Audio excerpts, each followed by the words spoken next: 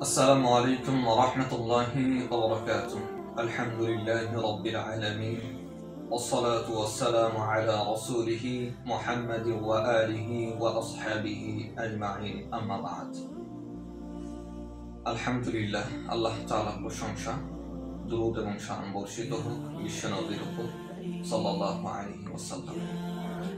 প্রিয় দেশবাসী এবং মুসলিম ভাই ও বোনেরা, আপনারা ইতিমধ্যে গোটা পৃথিবীর খবর পাচ্ছেন নেটের মাধ্যমে, ফেসবুক, ইউটিউব আরও বিভিন্ন মাধ্যমে আপনারা গোটা পৃথিবীর মুসলমানদের খবর পাচ্ছেন যে গোটা পৃথিবীতে মুসলমানদেরকে নিধনের জন্য বা মুসলমানদেরকে পৃথিবী থেকে সরিয়ে দেওয়ার জন্য ইহুদি খ্রিস্টানদের অনেক বড় চক্রান্ত চলছে।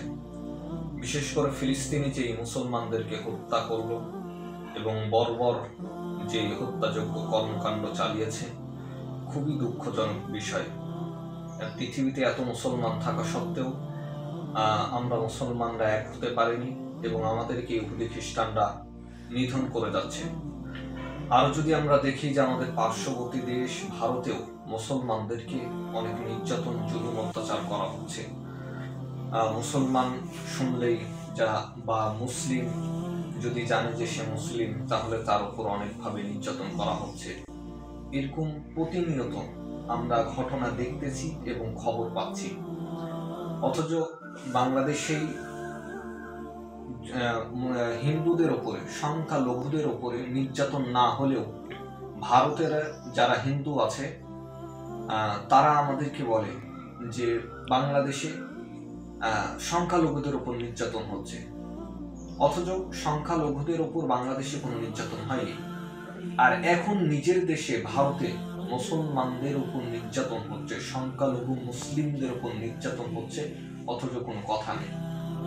তার মানে যে তারা হাজার দোষ করলেও তাদের দোষটা কেউ দেখছে না বা তাদের দোষ নিয়ে কথা বলার মানুষ নেই।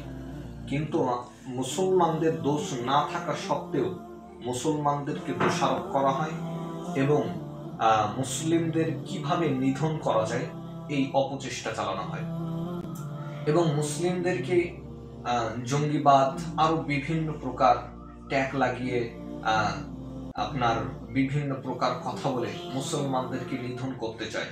বিশ্বের দরবারে বোঝাতে চায় যে মুসলমানরা হচ্ছে একটা জঙ্গি সংগঠন, জঙ্গি সম্প্রদায় বা বিভিন্ন প্রকার কথা তারা বোঝাতে চায়। তো এই সময় আমাদের একটাই কাজ, সেটা হচ্ছে মুসলমানদেরকে একতাবদ্ধ থাকতে হবে। মুসলিমদেরকে দল মত নির্বিশেষে সকল মুসলিমদেরকে আমাদের এক থাকতে হবে।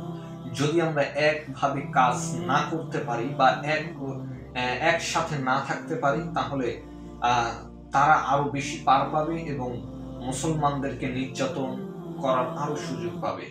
তাই আমাদের উচিত আমরা দল মত নির্বিশেষে সকল মুসলিম হিসাবে আমাদের একতাবদ্ধ থাকা দরকার এবং বিশেষ করে বাংলার মুসলিমদেরকে আমাদের একভাবে থেকে আমাদের দেশ রক্ষায় এবং আমাদের ইসলাম রক্ষায় কঠোর পদক্ষেপ নেওয়া দরকার এবং একতাবদ্ধ থাকা দরকার। আল্লাহ সুবহানাহু ওয়া তাআলা আমাদের কবুল করুন। আল্লাহুম্মা আমিন। আসসালামু আলাইকুম ওয়া রাহমাতুল্লাহি ওয়া বারাকাতুহু।